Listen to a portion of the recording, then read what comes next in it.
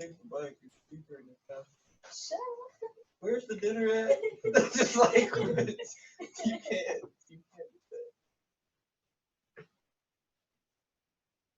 Can Norfolk hear us? Well, okay. I was 12. Oh my God, it took me 500. You know the next one? Yes. I don't care what they think about me. You know, all my stuff. Just like old girl who was eating the salad. Oh, you seen that fork going? One day she was going ham in the corner eating salad. It's like, God.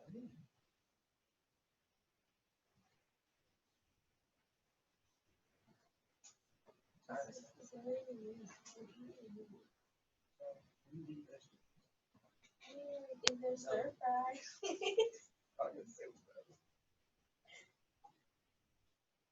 Okay, let's start, guys.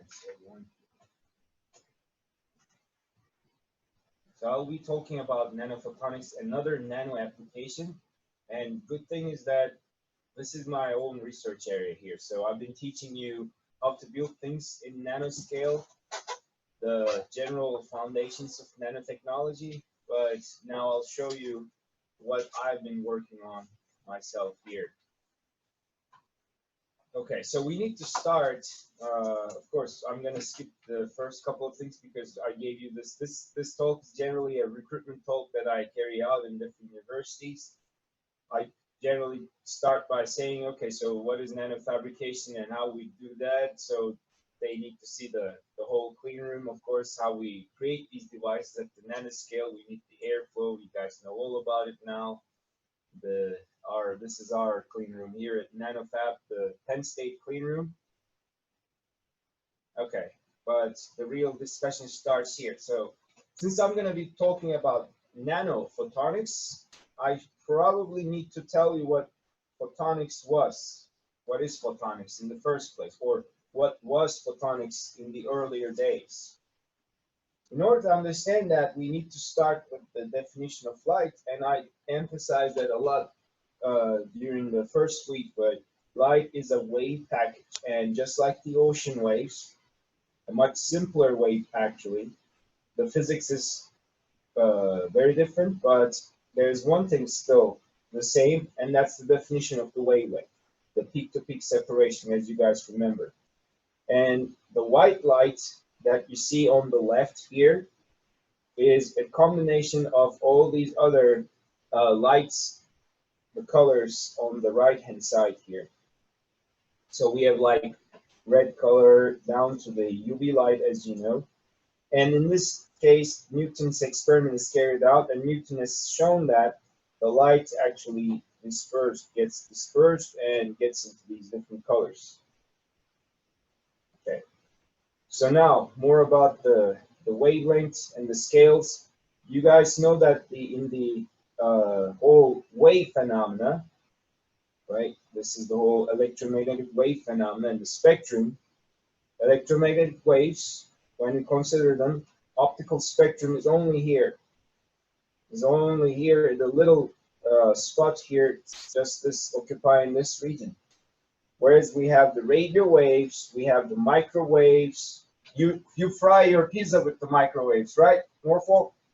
Anyone uses microwave there? No? Nobody uses microwaves? Yeah, you guys use microwaves, right? All right, so those microwaves, actually the wavelengths that we're talking about are in the range of millimeter range, but they still have a wave phenomena. They still have these ups and downs, the sinusoidal wave phenomena. It gets shorter and shorter, and we go down to the gamma rays. That's just a definition, and it's just related to the frequency. Of course, you know by now the frequency and the wavelength are inversely proportional to each other, and we can, once we know the wavelength, we can go to the frequency as an example. Right, we know that the radio waves are really large, but they're still showing us the wave phenomena. And I don't know if anyone there at Norfolk is also listening to radio anymore, but they're really large waves. at least when they were getting transmitted in the the last century, we were using these antennas, right? And they're really large waves. The peak-to-peak separation was large. And then we have the microwave to fry our pizza. We have the infrared spectrum when we go down to the visible spectrum. So that photonics was mainly involved into the infrared and also the visible spectrum. So everything starts with this person. You guys remember this person, who this person is? I remember the photo. You remember the photo? Oh, Interesting. That's more interesting. So I've never seen anyone actually remembering the photo. Many people remember the name. What's the names, Emil? Snell's law, right? That's the Snell's law. That's Mr. Snellius from probably, I would say, 16th or 17th century. We have to check that up. I'm not sure. Anyways, what he was working on was the phenomena of refraction. So, anyone watched the movie Matrix? There was one important phrase, right? That there is no spoon. In this case, there is a spoon, of course. Everyone knows that there is a spoon. There's not like anything funny going on there.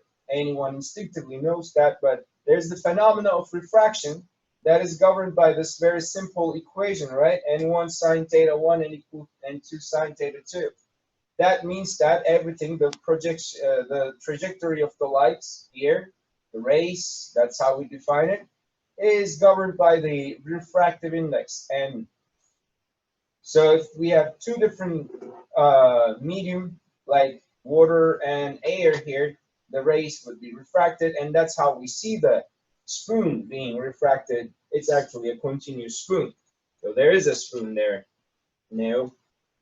Anyway, so in photonics in the old days, we knew how these kind of slabs, these different refractive indexes, see what's going on here. The light is coming from the top, the sun is there, the light is just emerging, coming from the top, okay? And it has different wavelengths, two different wavelengths. This is the first wavelength, lambda 1. This is the second wavelength here. And we got a slab, a homogeneous slab, okay, made out of a different refractive index, inserted into the air. Why do I know that? Because N equals 1 here, that's like the refractive index of air. N equals 1 here too. And in between, I have a refractive index of 4. What's happening at these two different wavelengths? Can you guys decipher what's happening already? We have a refraction phenomena going on. Reflection phenomena. So at the exit side here, all right, while the light is coming in, it kind of gets bounced back. So it gets interference here. So that's why I'm seeing a lot of light accumulation here. Whereas it smooths the propagate here, okay? So all these things were very well known in the previous century, and they were making use of these kind of just relying on the refractive index change so far. So N is different in some medium, N is different in another medium. That's all they were relying on. So photonics was the method to engineer and guide the trajectory of lights, okay? So that we would process the light and we would carry the information with light, and all was relying on this refractive index change. That was it. All was relying on this gentleman, Mr. Snellius. Okay, so another picture here. We are trying to send our signal from point A to point B here, right? So if I have a slab again with a different refractive index, like N equals 1 all around in this area, and N equals 4 inside, okay, just an example, N could be different number too, what will happen? The light, as you know, will be trapped here because it will go through these little total internal reflection. You guys remember total internal reflection? It will not leak out. Total internal reflection would happen if let's say if the light is coming from N equals 4 medium, okay, with some angle, And if it's trying to go to n equals 1 medium, the different refractive index, this n equals 1 medium would not have any defined sine angle, right? It would not be able to refract this. Instead, all of the light would be bouncing back. You guys remember that phenomena that we call the total internal reflection. Again, all due to the fact that these refractive indices are different, and I could really send my information from point A. Let's say I'm now sending in my information from Penn State here to Norfolk State, right? I could do that, and I was able to engineer these fiber optic cables, and you can see hopefully the total internal reflection much better here with a light source with an LED. So light is getting bounced back and forth, and then it's trapped. It's propagating along the fiber optic cable. All right. So, and everything was relying on this refractive index distribution. So I have a different refractive index here. That would become my wave guide. It's guiding the wave, so as the name implies, it's just a wave guide. And once I get my information from one point, the other point will receive the information. That's what I aim. Okay, so and then I would end up with these kind of nice configurations where, let's say I'm trying to send my information from, again, let's say Penn State to Norfolk, but in between, someone might be trying to steal my information, or might I don't want to direct it there, so let's get another channel. I don't know. Someone is listening here, okay? So I'm trying to engineer some like these kind of ring resonator, that's what we call it, and we could guide the light so that the light would pop from this side and would be going to the exact place that I'm aiming for. This was very useful because we could engineer the pathway for the lights. All right, so the light would go to a certain direction that we were aiming for. Any questions so far? That's all about still photonics. That's everything done with photonics, everything done with Snell's law, everything done with the difference in the refractive index. We could engineer that. And then what did we do? Well, we transformed everything to optics and optics information propagation. We built these fiber optics cables in between even continents. You guys know that, let's say you're a Bayern München fan, okay? Anyone there in Norfolk that's a soccer fan, Bayern München, European football maybe? Oh, you are, wonderful. Yeah, myself too. So maybe you would like to check your favorite team's website, Barcelona, or I don't know, Real Madrid.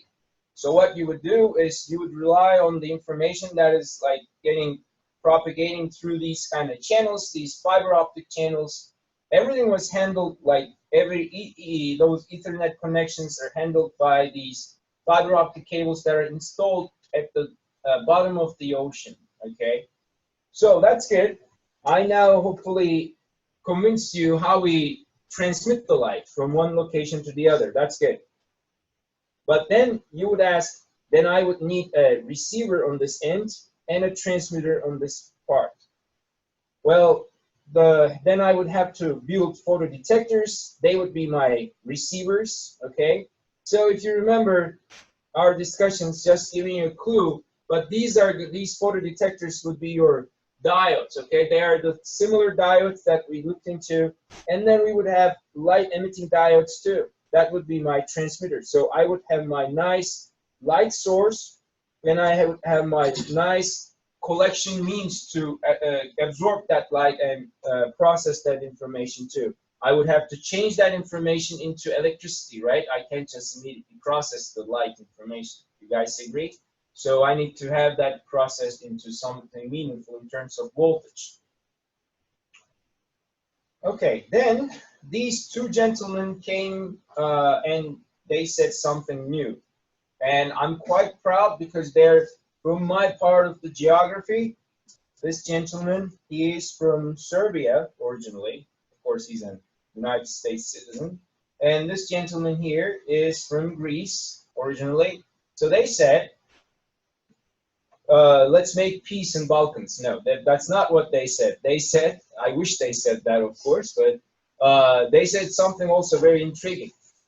Well, we're all the time relying on Snell's law and the refractive index distribution of these slabs. What if, one of them said, I'm going to give a driller to one of my postdocs, and I'm going to ask him over the weekend, well, I can do that. He doesn't have a life, right? All he has is his lab and his instruments. So that postdoc went into the lab and drilled some holes, and this is the outcome. So now what's different? Instead of a continuous slab, right, like n equals 1, n equals 2, we have now drilled holes. And you guys have learned how to drill holes. How do we do that? Lithography, right? That's what you do at the nanoscale or micron scale. So their idea was something very similar to what we discussed earlier. They said, well, we have these atoms in a lattice structure, like the diamond structure that we were examining earlier. And what we ended up was the band gaps, right? The band gaps for the electrons, because these atoms would be located in these lattice corners. And once you have that kind of a full periodicity, that would open up this band gap for which electrons would not reside. Then those electrons with these kind of energies would not be able to exist, propagate inside this kind of atomic structure. They said, can we duplicate this photonically? Can we put these artificial atoms right now, okay, artificial atoms. We are now starting to engineer these artificial atoms. They don't exist naturally, but if we do it periodically, maybe we can open up a photonic band gap, and I will show you what I mean by that. So let's look at this example. I have again the refractive index change between these circles and the outside medium, as you can see. And I can introduce my light from here or from here, both ways. That's all fine.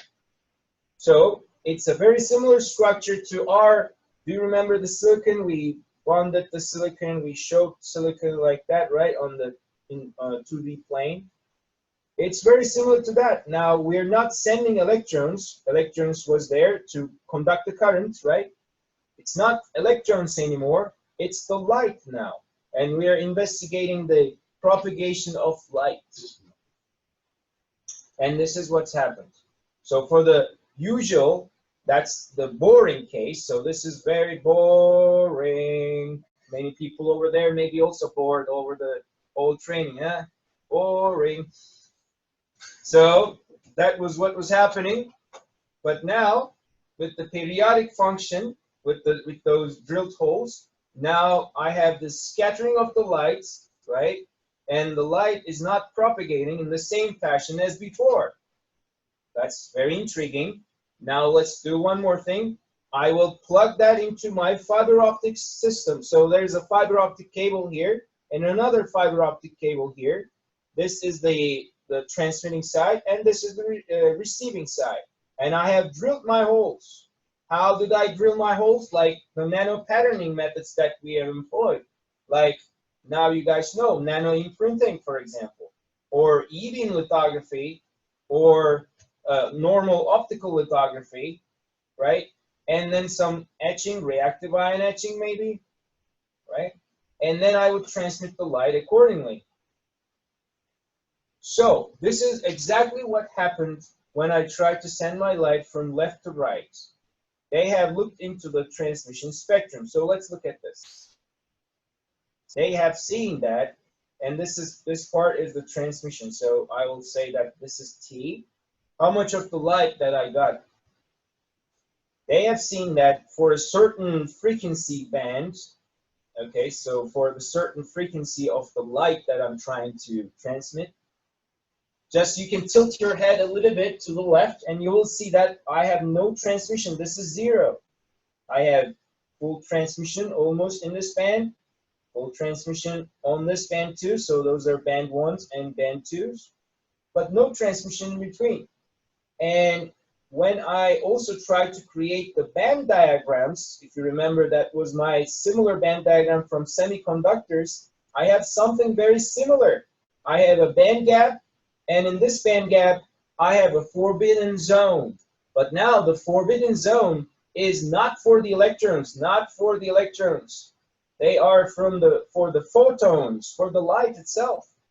So it's not the electricity conduction anymore that we're talking about. We talked about semiconductors, insulators, right? So you could tune the properties of the semiconductor. You could make it an insulator, more like. So in this case, we have like an insulating thing for the photons this time. And now let's take 2 points here. One is from this band here. Okay, so that corresponds to transmission. So I have transmission 100% here. And in another point that I just captured, I have transmission 0%, right? So, and then let's try to see how the response will be in the overall response of the light. Now, what I'm capturing is their frequency, actually. So I'm capturing two frequencies. One is from 240 or so. The other one is like 170 or so. These are the 2 points. So in short, I will send two frequency or two different light energies, okay, to the same drilled holes. I hope you can see it on your side too. So I have like a block, but now I have this refractive index change because I have like drilled holes here. So as a result, once the light is coming in, what is happening?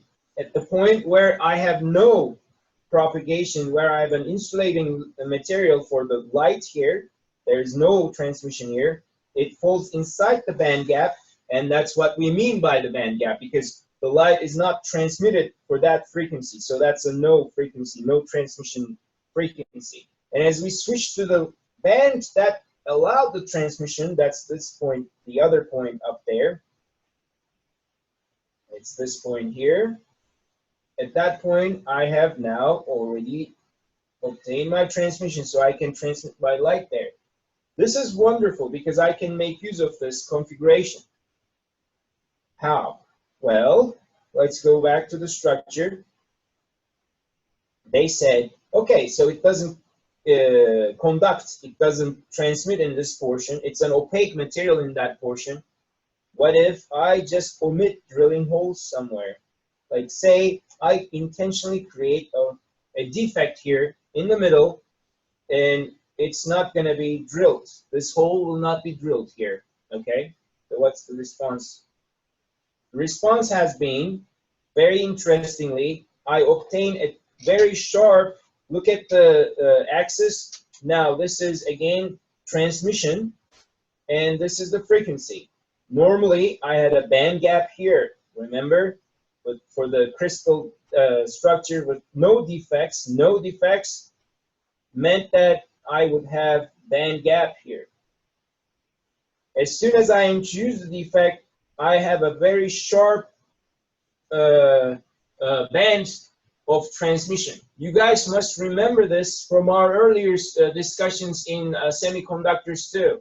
Now we introduced a defect into our semiconductor, so it's not like silicon nicely bonding everywhere, but I have, let's say, a phosphorus atom here. That's equivalent to that.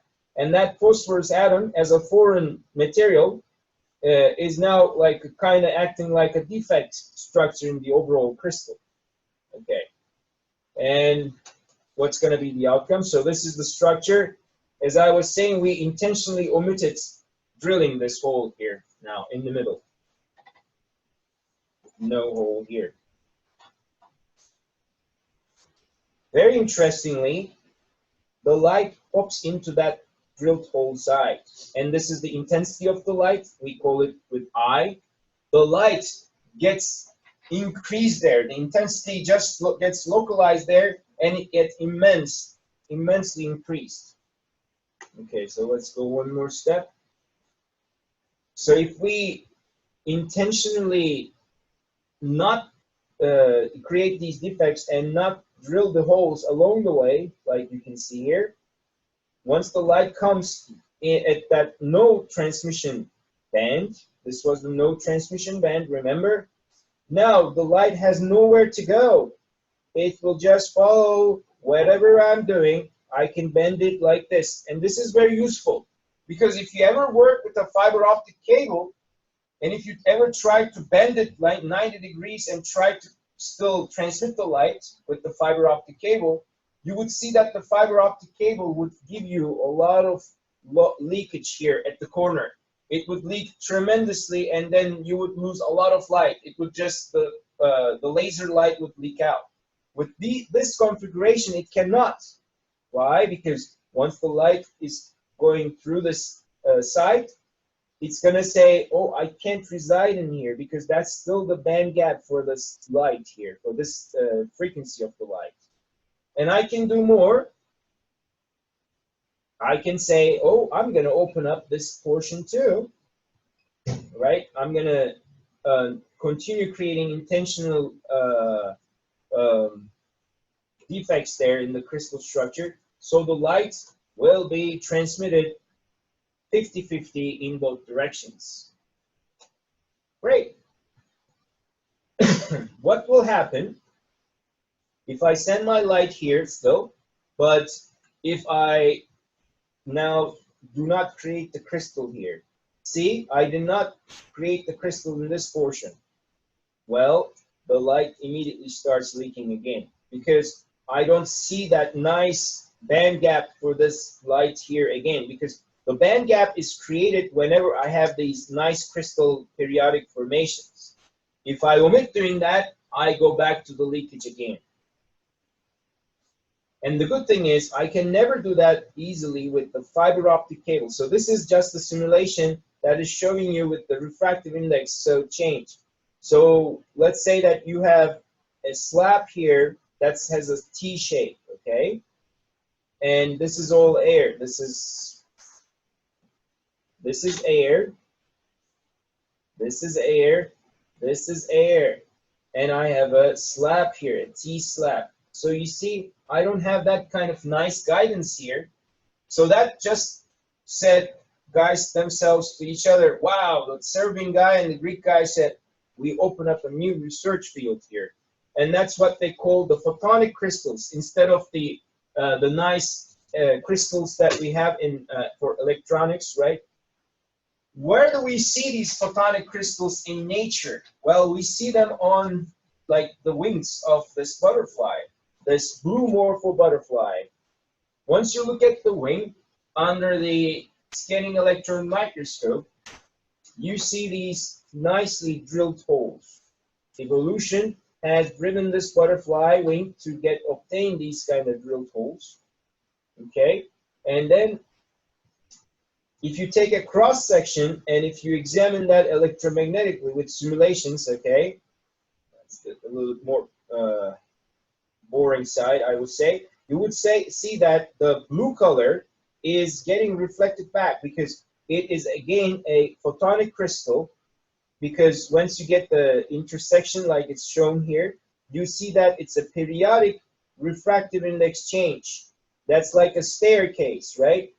So I have air in this direction, in these dark regions, and I have material, organic material. They will have a different refractive index. So accordingly, once the light comes in, the blue light gets reflected, whereas the red light gets scattered, so goes into the wing.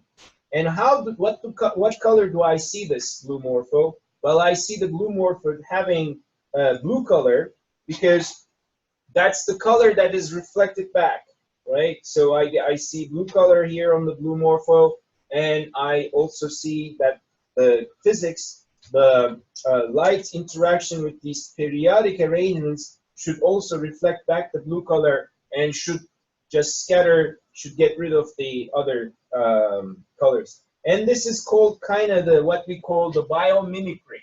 People got inspired from these, let's say, blue morpho butterflies, and they said, can we create structures like these for our own engineering? And this is another example of biomimicry. There is this beetle here that you see on the left, and there's a specific thing about this beetle. Once the weather is humid, okay, it's wet, the beetle's original color gets changed and its back turns into a bluish color. So let me change my color here too. So it becomes bluish, as you can see, when you have wet humidity. When it's dry, it still gives you the same dull color here. So the researchers said, what's so important? What's so different about this, the back of this beetle? And they looked at it under a scanning electron microscope, and they have seen the same, very similar drilled holes, periodic, okay, somewhat periodic, I will say. In nature, that's the best that you can find. And one other thing about biomimicry, people think that nature does everything perfectly, okay? Of course, it cannot. So this is evolution, of course, but we can do even better with our nanofabrication methods. So people said, oh, I can create a humidity sensor out of this, right? That's a great idea, humidity sensor. So what they would do is they would just pile up these poor beetles in their pockets every day and bring them around in their pockets and just take them out and just look at the backs of these beetles and then just determine the humidity level. Of course, that's not what they would do. They would go to the lab and they would do self-assembly. So you guys see the self-assembled structure here with the nanosilica, and then they would do more etching and they would create the pattern, a much better periodic pattern. Of course, there's quite a bit of resemblance, but they would do a much better thing that the nature can do, and this would be a publication all of a sudden, and that would create your humidity sensor.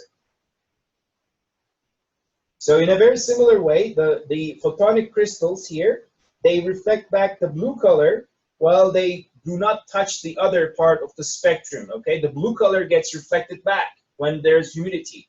What is happening when there's humidity? These holes are, up to some extent, filled with water. Do you guys see that? So it would again change its refractive index. So its refractive index no longer is 1 inside those holes. And overall, response of the photonic crystal will change. When there's air inside the holes and when there is water inside the holes, humidity will change its optical response. Okay, then they said, then we can create a nice sensors out of this. So this is what they did. They drilled holes, in this case, that, like you can see on the left-hand side, and they put that on this kind of a substrate, and they built the sensor, and they added chemicals from the top. They sent their laser from the left, and they looked at the optical transmittance. So as you're adding the chemical, of course, it will fill up these little holes that you're having here.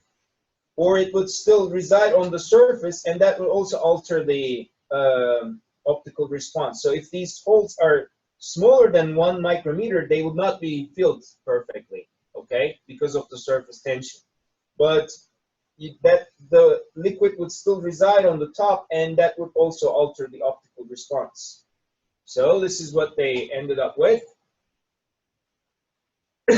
Depending on what kind of material they have inside the holes, like air would give you this kind of a detection. Air would give you like that kind of a sharp, nice single peak. When you have a refractive index change of 0.01, then that would get altered to the green case. And if you do a change, like drastic change, like n equals 1, a refractive index change of 1, it would be altered to this. So what am I reading here? I'm reading the transmitted light, and this part is the wavelength, okay? The x-axis is the wavelength. So all of a sudden, I used to get my light at lambda equals the wavelength equals 1.57 something, and then it got jumped up to 2 micrometer in the infrared. So I can say, okay, I have shifted my response, and I can say that I have this much of a refractive index change. It's very easy to build a lookup table. What I mean by that is now with a 0.01 change, actually we can't really see that kind of a shift. As you can see, it's still the same wavelength almost. But once we talk about a 0.1 refractive index change, we go up to 1.613. So you open up a lookup table, and then you see how much of a change corresponds to what kind of a refractive index change, and you can retrieve back based on the refractive index change how much material that you put in there. Okay, and then you can also do these kind of fancy things like the 90-degree bending of the light that I was referring to, but you can also jump the light to the other side and do very similar things that the photonics people were doing. So you can filter out the light, you can send your information, filter something out, and then also process your light information as well. So all these things became very popular at the turn of the century, 2000, early 2000 or so. And this is what I did in my research when I was a PhD student.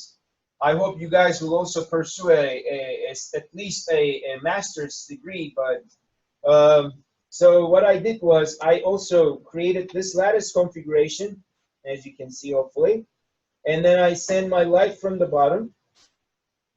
This was what I'm trying to aim. I was trying to get a diode, but it wouldn't be a normal electric diode. Remember, the electrical diode would conduct in only one direction, like in this direction. We emphasized that a lot. Now, in this case, I would like to get a diode for photons, for the lights, so that the light would be reflected back if I don't send it in the right configuration, from the right position. If I flip it, and if I try to send it from this direction now, I would have some transmission. So I obtained a light diode. So this is extremely important because all of our communication systems are relying on light. So if we have a very similar thing like a diode that we have in the electrical components, we can apply that to light, and that would make life much easier for our light processing.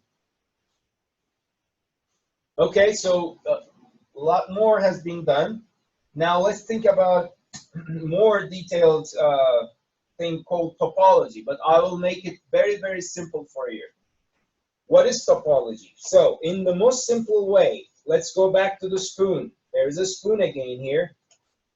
The spoon you can create without, like, you can sculpture a spoon, okay, without really adding anything, okay? You just get a bulk of material, right?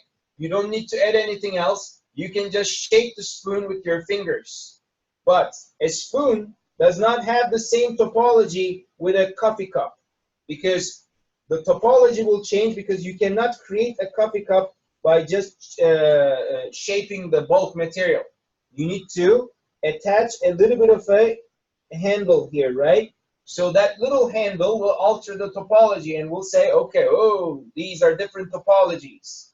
Of course, you can go to an even more complicated topology, and you can end up with the cattle. So that would include another addition of this kind of an addition. I don't know, maybe something else too. But these are topologically different because I cannot create them. I will create them only by adding a couple of other things, okay? Something very similar,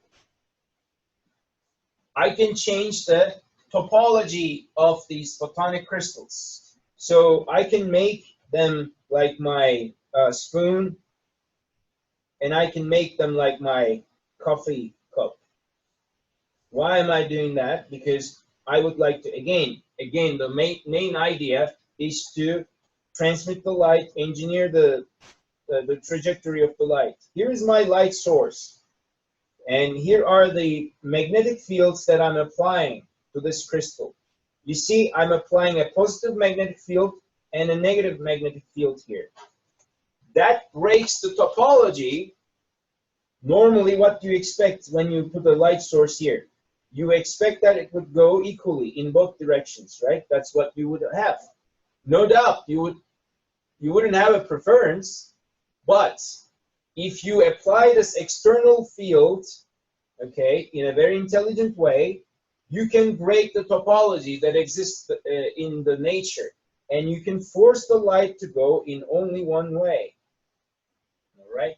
You can alter the magnetic field, and you can make this one negative right now, and this one positive, okay? The magnetic field will be applied differently. So, as you expect, the field will go in this direction right now.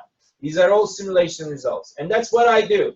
I'm a numerical analyzer. I do theory, and I create these kind of simulations, predictions for the, especially the interaction of the light with nanostructures. Okay, then why could that be useful? Well, that could be extremely useful when you're thinking about your connection systems under the ocean. We said that United States and Europe is communicating with those fiber optic cables. Let us say that underneath the ocean a shark comes along, okay? And it will be a problem for our fiber optic cables, and it will say, oh, I'm gonna bite these things, or an obstacle, some obstacle, okay? So if you break the symmetry in the nature, if you make these two different topological systems all of a sudden by applying these magnetic fields, one is a coffee cup, the other one is a spoon. Even if there's a scatter, a material in between, I put my light source, I'm trying to transmit my light.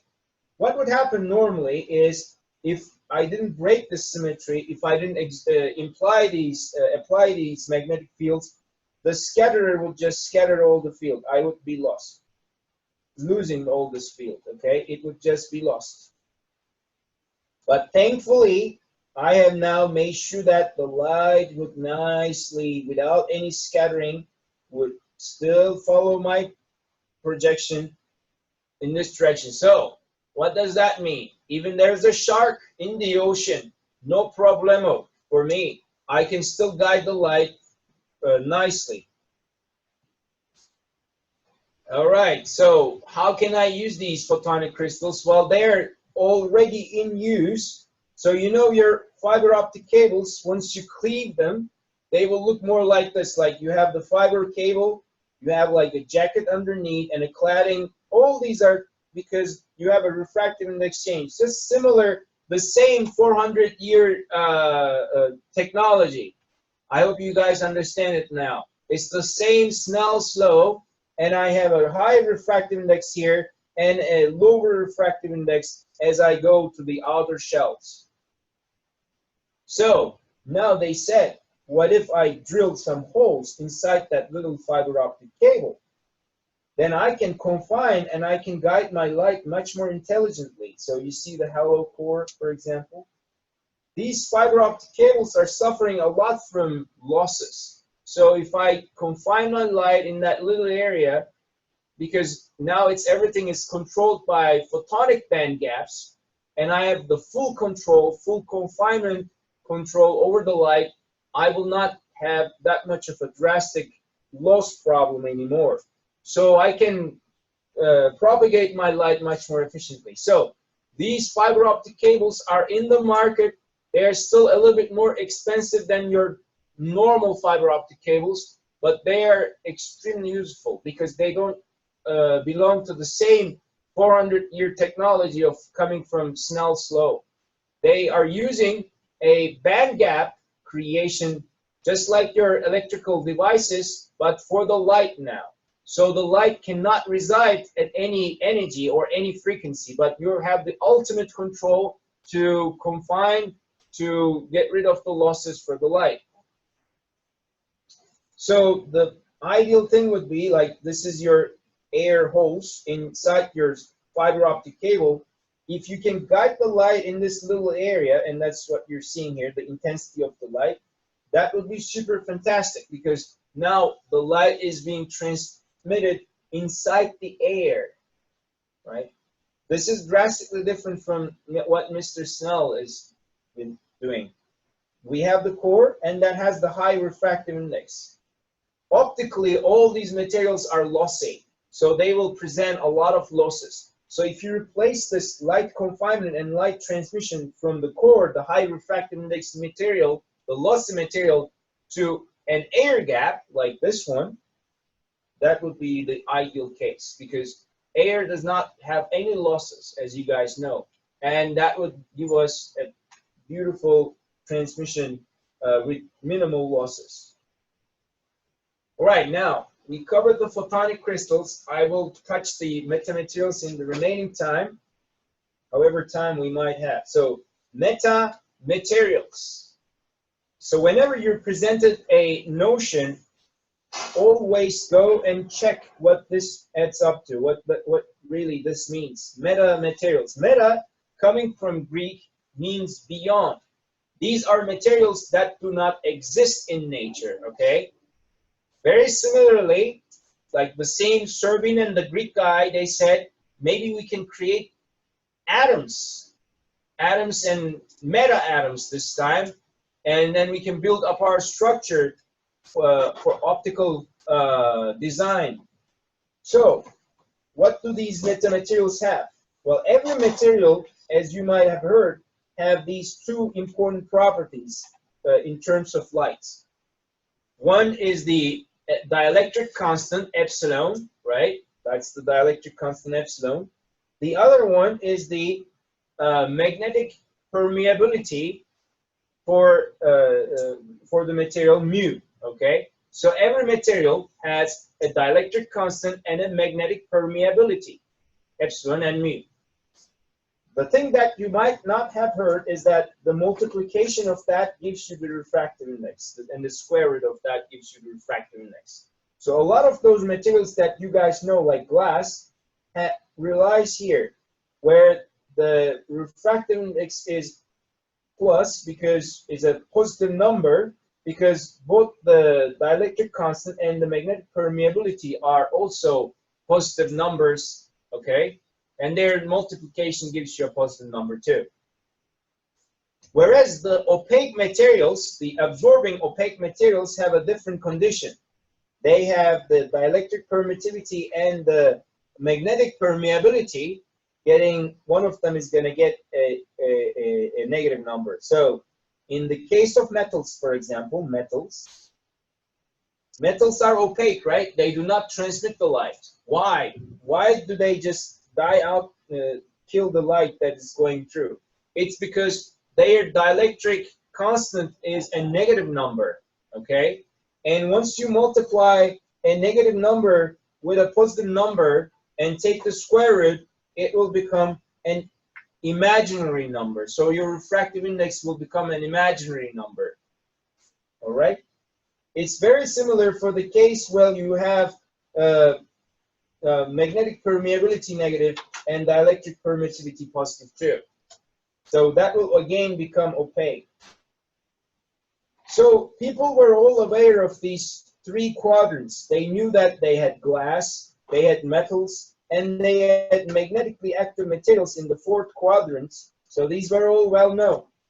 The thing that wasn't known was, what if I have a material with both dielectric permittivity negative and magnetic permeability negative? So that means that I have both like an opaque material kind of properties with negative permittivity and negative permeability. What will happen? So this is what happened. So you stack the atoms, okay? Look at this. This is what I do with my graduate students here. The equations are not important, okay? Don't be concerned about the equations.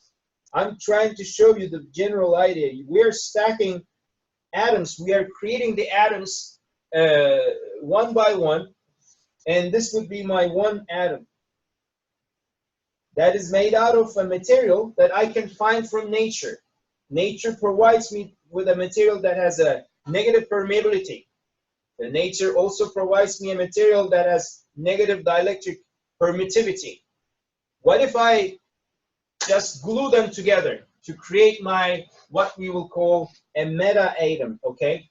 This is something that doesn't occur in nature. I'm forcefully, with my hands, I'm putting them together, and I'm stacking that, and I'm building a crystal structure, a periodic configuration.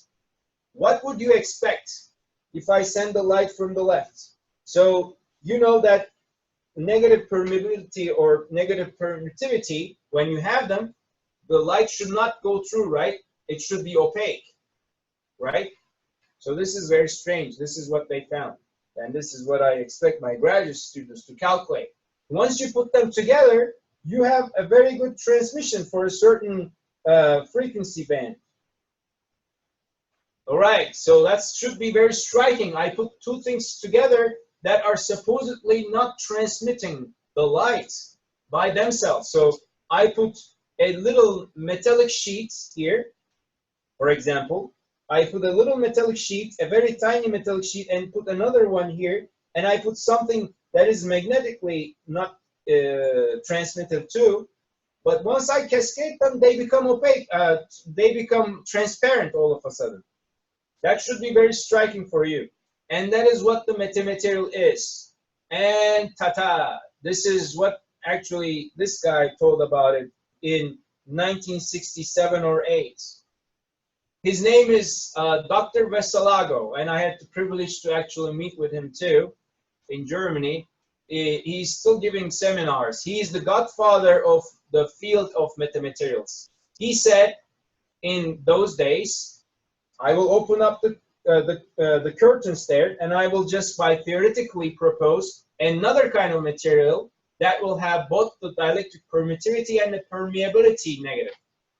And he said this material would give me not an imaginary number for the refractive index, but a negative refractive index all of a sudden. And people were puzzled. A negative refractive index? Come on, we were playing with the Snell's law for 400 years. Now all of a sudden we're starting to think about negative refraction. The sad thing is, as you guys know, in 1967 and 8, there was the blockage. There was no real communication channels between the Western world and the USSR. So, as a Russian scientist, he published his paper in 1967, and nobody read his paper for a very long time because it was in Russian too. So we had to wait for a very good amount of time till 1990s till people figure out that, okay, so this guy came up with an idea and maybe we can apply that to our systems. And actually, thanks to him, I obtained my PhD thesis. So this is what happened. So yes, exactly like that. We are now building these meta atoms by cascading these two negative permittivity and negative permeability to obtain a negative refraction. So this is a slab, actually it's a prism, it's a wedge as you can see, that I built during my PhD, and I'm sending my light from the bottom. What is happening? Normally, let's look at the normal case. If I have a refractive index bigger than 0, right, that's the usual all the time, that's what I have. The incoming light at normal incidence would just propagate its passage with a normal incidence there. And once you come here, what do? You put a normal, right, like this, and then you would refract the light like that. But see, guys, the light is getting refracted like that. So this only means that the refractive index should be negative for this wedge. And it was a very tedious job to actually construct this wedge, because now you have to not just create the wedge, but you have to create every bit of the meta atoms that will create the wedge altogether. Do you guys see that? So you have to engineer every one of these atoms and put them together to make sure that the overall structure will show a negative refraction. All right, something not so boring finally after so many years, 400 years in the case of optics. Now you can see the negative refraction much easier in these cases. Wedge structures, and then it's negatively refracted. So you can really alter the trajectory of the light. You can have like the light coming in and then getting negatively refracted, but you can engineer your meta atoms so that the outgoing beam can be like engineered to have like different trajectories in the air. This is awesome. This is like what you can do to actually send your information to Germany or send your information to Turkey, whatever you like. All right, then this gentleman came forward. Actually, he was the one who read Dr. Vasilagos' paper. I don't know how he read his paper because he doesn't know Russian as far as I know. And I also met with this guy too. He contributed to the field of nanophotonics to the extent that they knighted him in England. He is teaching in Imperial College, and his name is Sir John Pendry, thanks to his contributions to the field of photonics. So he said, okay, but this is not just the curiosity of the physicists, this negative refraction. He said, if you give me a negative refractive index, I can build you a super lens. So there you go. The little, you see his little picture there. So with negative refractive index, look at the negative refraction. So he's building a lens this time that will negatively refract incoming lights. And there we go. We have a focusing happening here, but another focusing point at the exit too. And this would create, theoretically, super resolution. A much better resolution than that your optical microscopes can achieve. So you guys have heard about scanning electron microscopes and the resolution that they can get, right? So theoretically, this super lens can give you the same kind of resolution, but optically. So you don't need to have a scanning electron microscope. It's because the nature, the physics is just showing you with this picture. Let's say that you have something and information, the light that is coming from the left. This is originally decaying, so it's not supposed to go to the other side. But if you have your super lens, you're amplifying that signal and you're helping the signal to go out. This is how you actually get your super resolution. You amplify all those dying out signals, originally dying out signals. And then they got this. So they wrote this little pattern with what we call focused ion beam, just with ions on a surface, on a silicon surface. And they wanted to resolve that image. They used the super lens that Sir John Pendry used, and they get this nice image. Without the super lens, you can see how lousy the image can get. All right, so now you might be asking, like, how are these meta atoms? What do they look like? This is what they look like. Nothing really so fancy, I hope you can see. These are just periodic patterns that you can now create when you go to the lab, right? I hope you have now this kind of a confidence.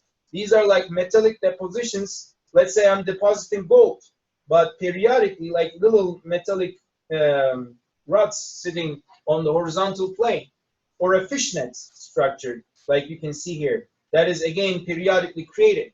The interaction of the light with these kind of patterns will give you the negative refractive index.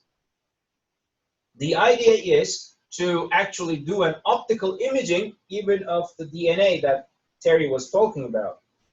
Because now you have a super resolution, and hopefully you will be able to get down to those kind of 0.34 nanometer resolution. Okay, another thing that we can come up with is, but the time is an issue. So let's see, we can have not a negative refractive index, but we can have a material that will have a refractive index that is 0. Why not? I can engineer my atoms so that they will have a negative, not a negative refractive index, but a refractive index of 0. And then if I send my lights from inside this kind of a material, the outgoing beam will just preserve the shape of the structure that has this refractive index. You see the shape is looking like that. Look at the outgoing beam. It's almost the same shape of the original structure. Why? Because you can even know that, analyze that based on Snell's law. Let's say that my light source is sending this wave, this ray on the right. Let's put our normal to the surface. It's coming with this angle. What is going to happen? Well, normally it should refract, but my refractive index N1 is 0. So the only way for the light to go out is just to go normally at the outside. Because remember, N1 sine theta 1 is equal to N2 sine theta 2 for the outgoing beam. But N1 is 0. So that means that sine theta 2, regardless of what the outside structure is, N2 is, it should be 0 too. So I should have waves just leaving at normal incidence. Okay, so then I can create these kind of structures with zero refractive index. As you can see in the simulations here, however they go, they leave the structure at normal incidence. So this circular wave becomes all of a sudden perpendicular, as you can see. That's very important, and I won't be able to go into the discussion of the reasoning, but you can actually transmit the information. Let's say that this is your the fiber optic cable. Even if it gets larger like this, or even if you in the ocean you have like these kind of little narrowing portions, your light can still be 100% transmitted to the other side. Once you build your fiber optic cable with a refractive index almost equals 0, the fiber optic cable will not be attenuated, or will still transmit 100% of the light to the other side. Now let's go back to the more useful applications of the negative refraction. We said that we could build nice imaging with super lenses, right? We can adapt that super lens idea and the metamaterials to the MRI systems too, medical imaging. So you can employ those lenses for your patients inside these MRI machines to get nice imaging. Like in this case, you can create, now we're talking about millimeters range, but you can build your super lens for those frequencies, okay? It's still the wave phenomena and can happen. And you can see that the patient's hand can be imaged right now with the Swiss roll, that's the super lens, whereas it wasn't imaged here without the super lens. So you can create these kind of structures to get the lensing, super lensing. And another thing is the cloaking device, the Klingon cloaking device. So this is what happened. These are the folks that are very, very famous in the field. So this is the guy who was working on the MRI machines here, okay, just as an example. And yes, this is Sir John Pendry. And this is my own supervisor here, okay. That's my own PhD supervisor back in the day. So Sir John Pendry said, well, if you give me those negative refractive index materials, I can create a cloaking device too. And that's what he did. He built a cloaking device. How did he do that? Well, that was the days of the Harry Potter too. There was a great hype about Harry Potter. And he said in his paper, as you can see in 2006, well, light goes a straight path. I agree with that. But what if I make a coordinate transformation? The light will still think that it was going straight a path, but now my coordinate has been intermingled. It's not straight anymore. It's not the same Cartesian coordinate system anymore. So if I put an object here, I can make sure that the light will not be interfering with that object. So this is what happened. They built these cloaking devices on the objects so that the light just went on as if it's not interfered with the wave. Whereas you can see that it leaves a lot of shadow at the back without the cloaking device. Well, you can see a much better image of the cloaking device and without the cloaking device. Now, I like to capture your imagination because I like to think about earthquakes. Earthquakes are also wave phenomena. And let's say this is your building. And let's say you'd like to cloak your building from the earthquake. And that's what people, researchers at Penn State are working on. They're trying to build not optical, but acoustic, large, very large, earthquake-wise large cloaking devices around the buildings so that the buildings would be cloaked and would not be interfering with the incoming earthquake wave. All right, then I will just wrap it up with this slide here. Sir John Pendry said, well, this cloaking thing is nice, but it's really difficult. He said, even as a young kid, I was cloaking my dirt very well under the carpet. So he said, instead of weaving like a 360 degrees cloaking devices, let's put everything under a carpet. He's a very nice fellow, that guy, Sir John Penry. So he built the carpet, the cloaking carpet, such that he would make the system virtually cloaked. So now you can see the structure that's now in the micron scale. You can see we have a bump here, and if your flat surface is interacting with the light, you're sending the light from the top, and you have a screen here, and you're trying to examine the light intensity. You guys can see that you just have one light beam emerging. If the light interacts with that bump, okay, then the light would be branched out, and it would have like these many ripples. Then you would see that the phenomenon of the uncloaked bump. But if you have this cloaking device that you create by carefully engineering the atoms up there, well, you're just doing some patterning, okay? That's it. Then you can put it on the top of the bump, and the light will not really see the bump anymore. The bump is being cloaked. So everything is now put under the carpet, okay? So that's what we mean by putting under the carpet. This is my cloaking carpet right now. Right, it looks like it's 12 o'clock. Let's stop it here, and then we will eventually talk more about the plasmonics in the afternoon too. So see you guys in the afternoon. Any questions before we leave?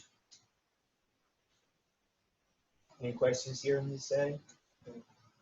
I didn't really understand the copy screen. Yeah, that's that really needs a lot of more detailed physical description, of course. Yeah. All right. There are no other questions. I will see you guys in the afternoon. See you, Pat. Yeah.